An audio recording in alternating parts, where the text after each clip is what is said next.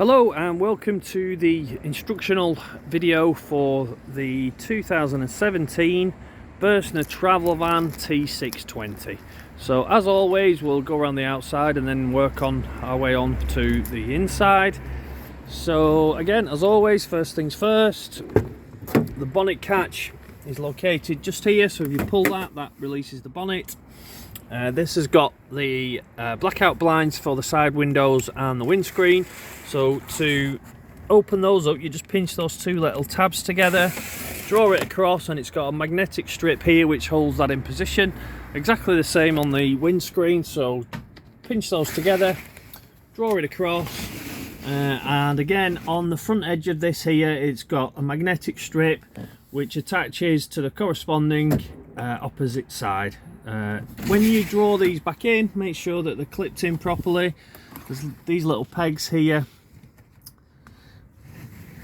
That little peg there sits into a little hole here, so just make sure that they're fixed in position, because otherwise when you're cornering, if they're not in position, this can shoot across, which obviously you don't want. You have a tyre pressure label here. However, it's worth just checking the tyres, because most motorhomes use a specialist tyre which is capable of containing higher pressures. With it being a motorhome, then you don't get a flat spot. They've got reinforced sidewalls, so you don't get a flat spot if it's being stood in the off season. Your fuel filler is just here, so you need the engine key in there. Engine key in there to unlock it, so that's where your fuel goes. So we'll just go under the bonnet. So with the bonnet open, to show you,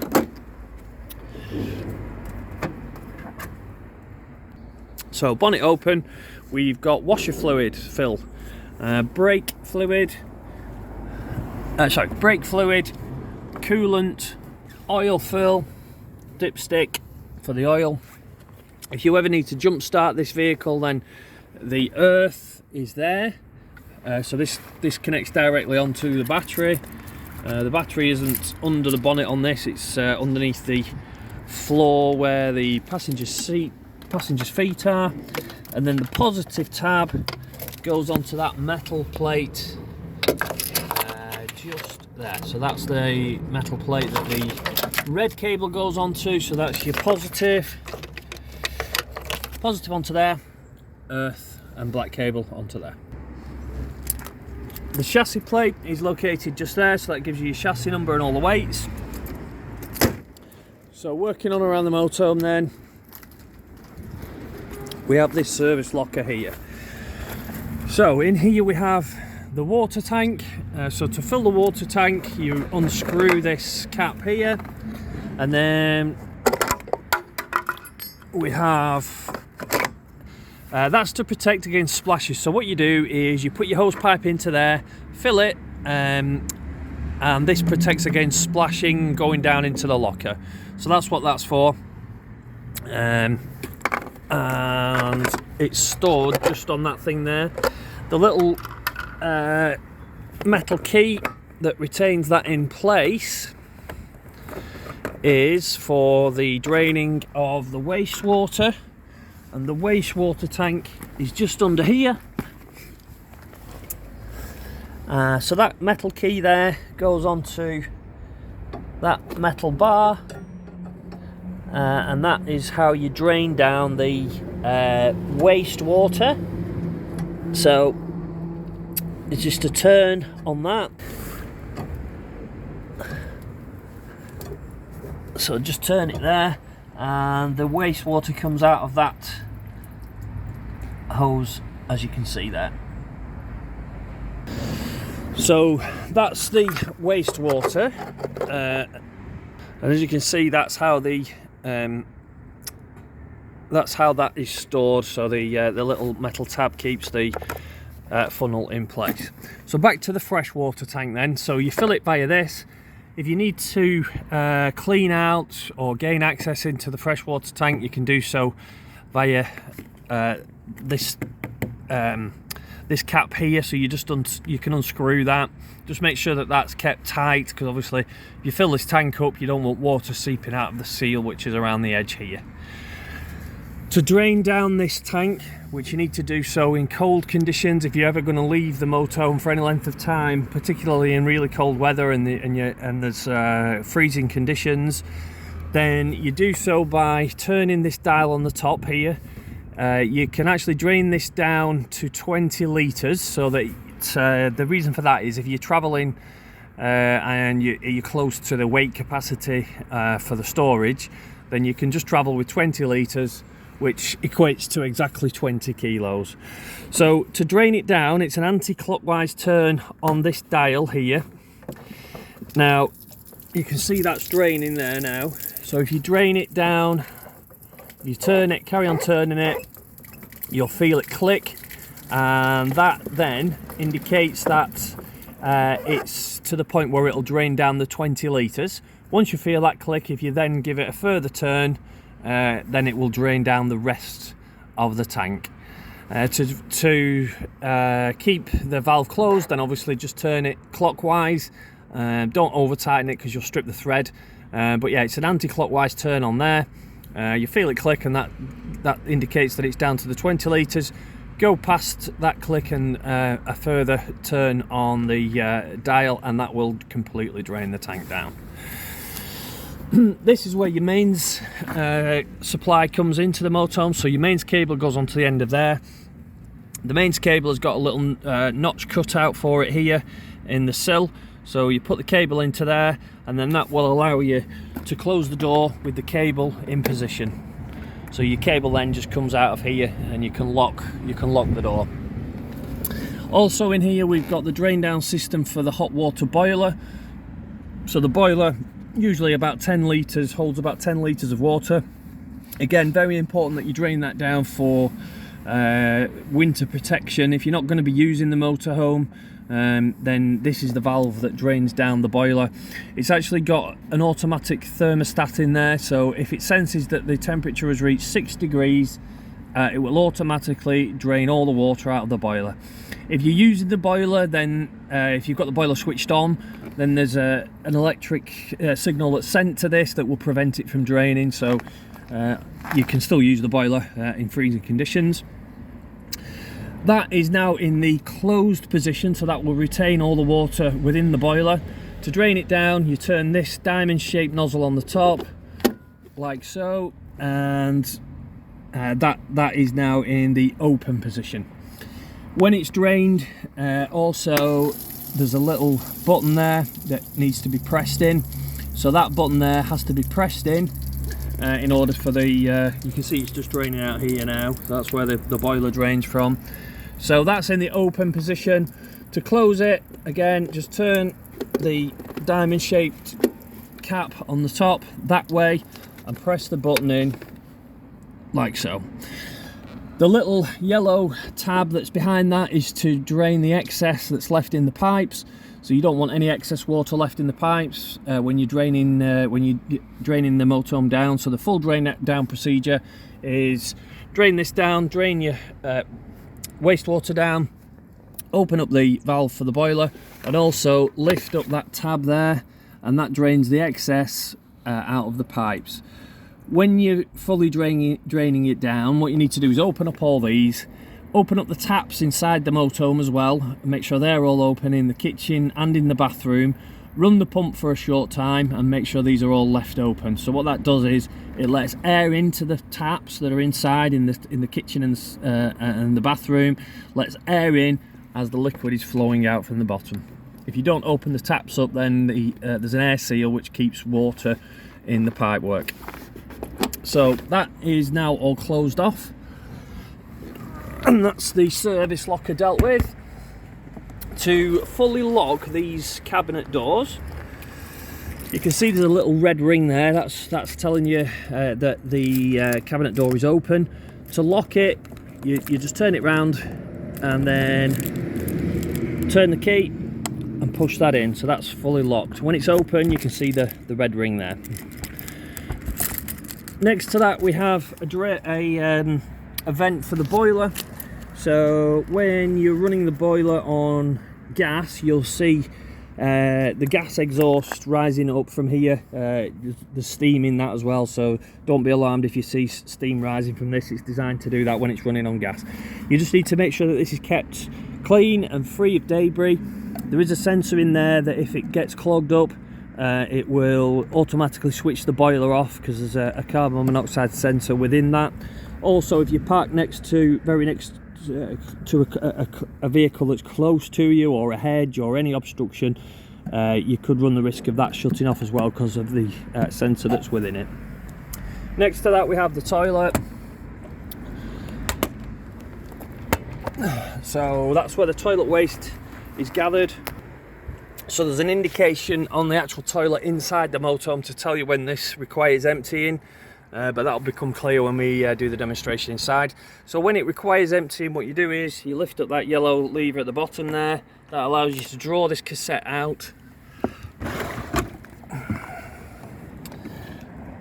So so that's the cassette out of its slot. To empty it, what you do is you adjust this funnel like so. Screw off the cap on the end. That just screws off. And then turn the actual cassette over so that the liquid can come out of this funnel, and then pour away the contents of the full cassette. As you're doing so, press this yellow button in here. That lets air in as the liquid is flowing out of the other end, so that you don't get splashing, and it doesn't glug. It just comes out in one flow. This cassette requires a chemical to break down the smells and the solids. So to do that, you slide this back here and then open the blade up by swiveling this lever here, and that allows then access into the cassette itself. So what you then do is put a little bit of the chemical into the bottom, the required amount of chemical, and just a little bit of water to line the bottom. After you've rinsed it all out, then you put the chemical in. So you empty it, rinse it all out, and then put the required amount of chemical in there with a little bit of water into the bottom. So then it's ready to use again. You slide that back on. Make sure that's straight, otherwise you won't get the cassette back in, and then it just slides back into its housing. So this cassette has got wheels on it, so you can see those wheels just there, and it's also got an extendable handle on the other end. So if you extend that handle out, it just allows you to wheel it over to the disposal point when it needs emptying. So this model's got the garage. This is just a storage area, handy for bikes, tables, chairs, etc, etc. So that's again just access to the garage. It's also got a reversing camera, so the reversing camera lens is just there. Just make sure that's clear. If it's been a really heavy rain and there's water on the lens, it will distort the image, but just make sure that that's kept clear, so that you've got a clear vision through the monitor, which is mounted on the stereo system. Again, just access to the garage through this door here. They're small cushions that are required for the very, very small bed that's at the front. That's a toolkit in there. The awning winder is housed just there, and there's a light in here as well. We do have a separate video on our YouTube channel, and I'll put that video in the description for this video. So that shows you how to operate the awning. So the awning winder just goes in there and it winds out, but there is a separate video for that. Next to that we have the gas locker.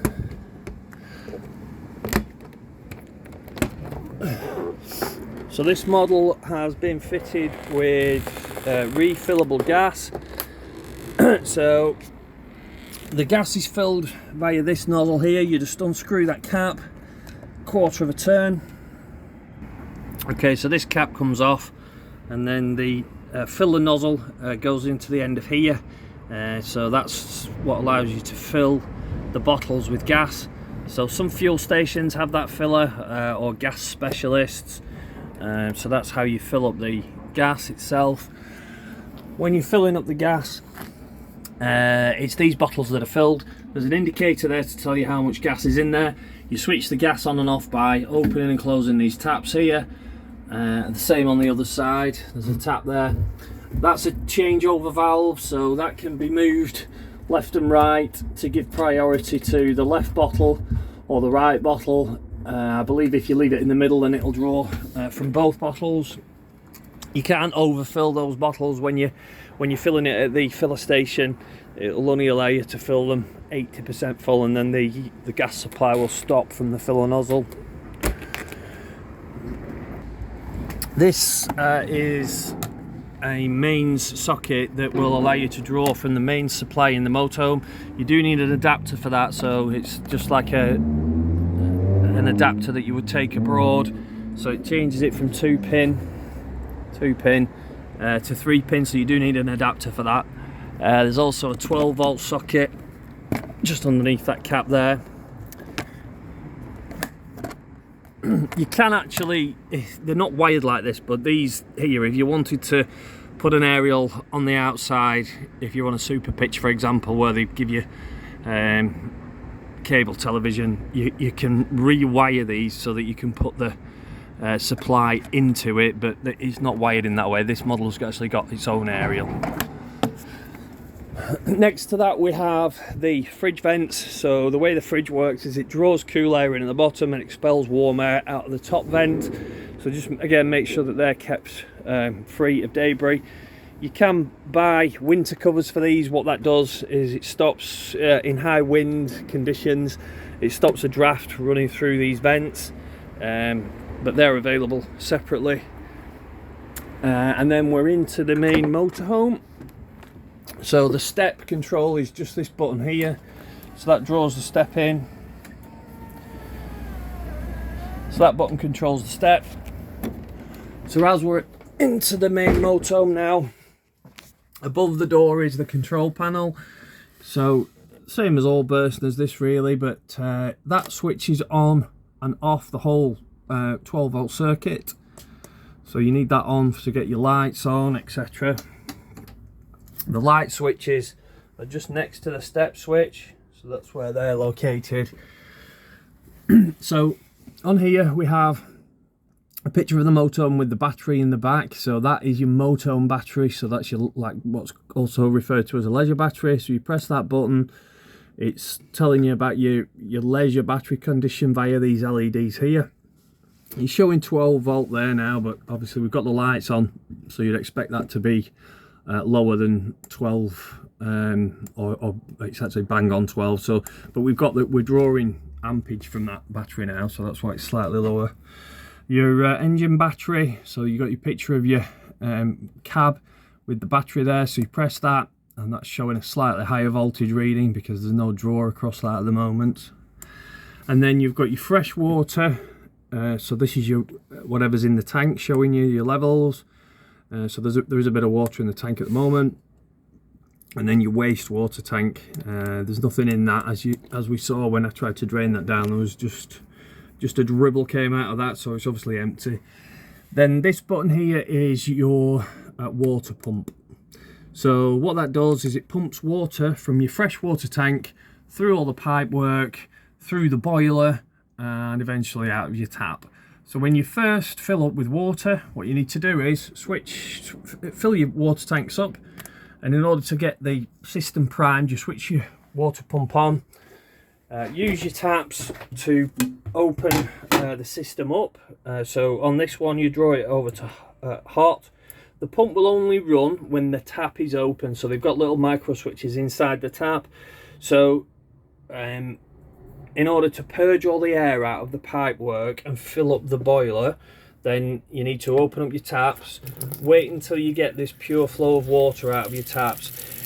When you've had the tanks emptied, you'll see that this is spluttering and that's pushing the air out of the system. So you need to just wait until you get that pure flow of water, particularly more important on the hot side really, because on the hot side what it's doing is drawing water from the fresh water tank, pumping it around all the pipe work, filling up the boiler, and then eventually it'll come out of your tap.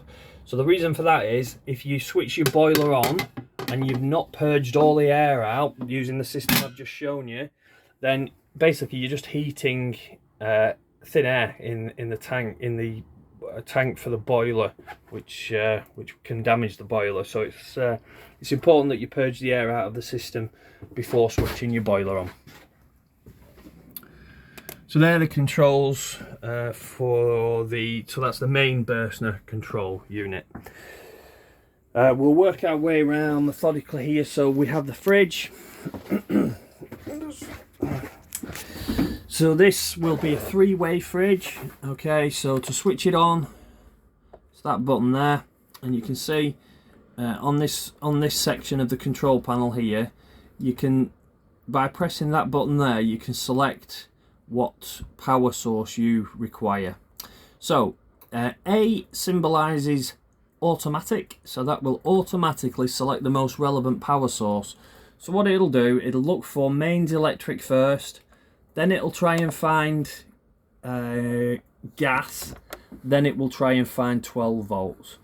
So at the moment it's only found gas because we're not plugged into mains and the engine isn't running, so it won't find the 12 volts. You can manually select electric. Now that won't work because we're not plugged into mains, and it will give you a warning on here to say that it's not found the mains supply that it needs to function. The battery symbol is 12 volt. That will only work when the engine is running. So the idea is that it's transit cooling, so you would get it cold at home first or on site first, and then switch it over to 12 volt, and then that will keep the fridge cool while you're traveling. But if you've got it in automatic, you don't need to worry about it. It will automatically select the power source that is most relevant and the power source that it can find. This is the temperature control for the fridge. So on a really hot day, you would want the fridge working a little bit harder, so that's the setting you would have it on. On a really cold day, if it's frosty, you don't need the fridge to work that hard, and you'd leave it on the lower setting. The reason is this fridge, it'll ice up if it's working too hard and the ambient temperature is very low. All you'll do is get the fridge icing up. To switch it off, you just press and hold the power button there. To open it, it's this little catch here. When you're not using the fridge for any length of time, if you leave this sealed up, it seals all the air in, so you can get a bad smell coming from the fridge when you open it up. So there's a little catch here that will allow you to keep the door slightly ajar. So that little peg there goes into a hole, and it just keeps the fridge slightly ajar and lets air flow around the fridge to stop it from smelling when it's not being used. You've got your freezer section in the top. You've got your hob here. There's nothing really to say about that. It's dead straightforward. Open up your gas, press the ignition button, keep the button pressed in so it warms up the thermocouple.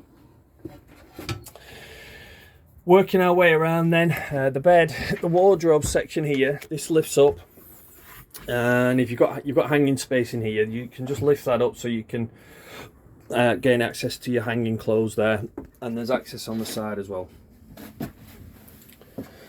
There's a section that can infill the bit between the two single beds, so that section there just sits in the middle there, and it allows it bridges the gap between the two beds. Exactly the same on the other side. That lifts up to give you access to the storage, and you've got access on that side as well. This is the controls for the heating. So just going back to what I said about making sure that the boiler is full by purging all the air out of the system before you switch this on.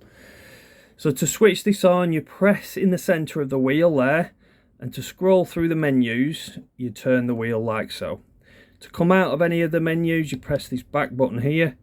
So the first one we have here is the temperature in the motorhome. So you select your temperature by scrolling through the wheel, and then to select that, you just press the button in the center, and that's the heating of the motorhome.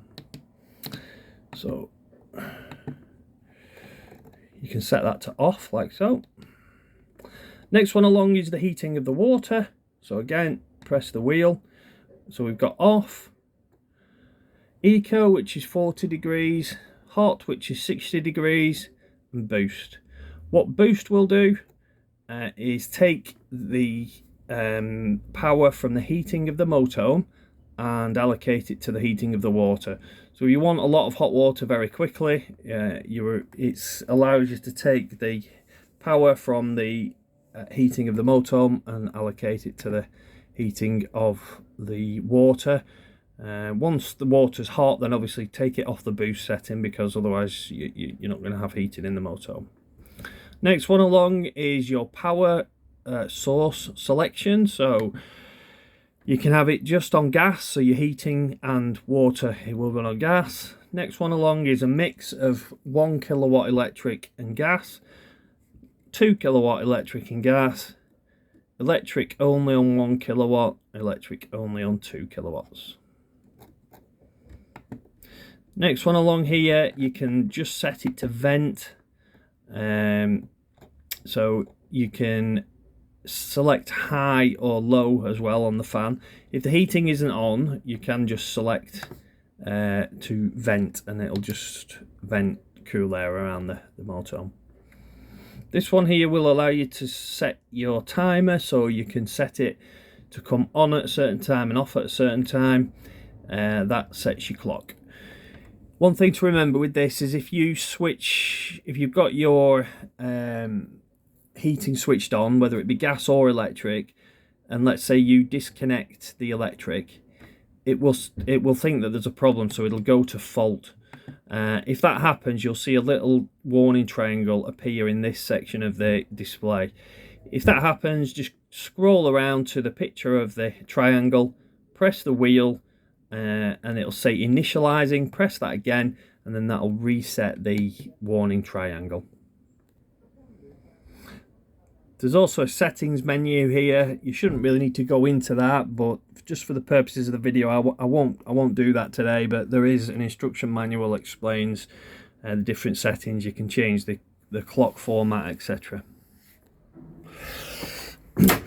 Working on around, then we have the washroom. So we've got in here. So this is the toilet. To use the toilet, you lift the lid up. This little arm here opens and closes the blade, which we looked at on the toilet cassette. So to use the toilet, open the blade up, use the toilet, press the flush button, which is this one here. There's a little indicator there to tell you if the toilet is full, and therefore that will ignite to tell you that the toilet requires emptying. When you're traveling, just make sure that blade is closed, otherwise you'll get the contents of the cassette slushing around in there, which you don't want while you're traveling. To use the shower, there's this little lever here that you open up, slide that across, and that protects the toilet from the shower. So the shower head is just here. It means that there's no splashing, and it makes the whole area easier to clean, so it protects the toilet from when you're using the shower. So just a quick note on the lounge area. These seats, so the captain's seat, so to get them to go around when they're in the forward facing position, there's a little lever there on the side. So when they're forward facing like that, if you just pull that lever, and then that will allow you to swivel the seat around. The table has got a little catch on it there, so if you drop that down, it will allow this little leaf here to spin around. I'll just use 2 hands for that. So yeah, that little cap underneath there, if you drop that down, it will allow you to spin this leaf around. If you do want to use this table as a very small bed, what you do is you lift it off this here. So first of all, lift the table up like that. So you can see I'm lifting it. Those little tabs will lift up, those little red tabs, so you can see that it's ready to lift off. And then lift it off that rail. Lift it off the rail like so, and then you can see that the leg on the table has got a collapsible section. So you take that off, and then you put these little tabs onto this lower rail here, and then that table bridges this gap which is here, and then those cushions that are in the garage sit on top of the table, and it makes a very, very small bed here at the front. So that concludes the video. I think I've covered most of the functionality of the motorhome. If you've got any questions, then of course I'll be happy to answer those, or one of my colleagues will be happy to answer those on the day that you collect. And we look forward to seeing you when you collect your new motorhome.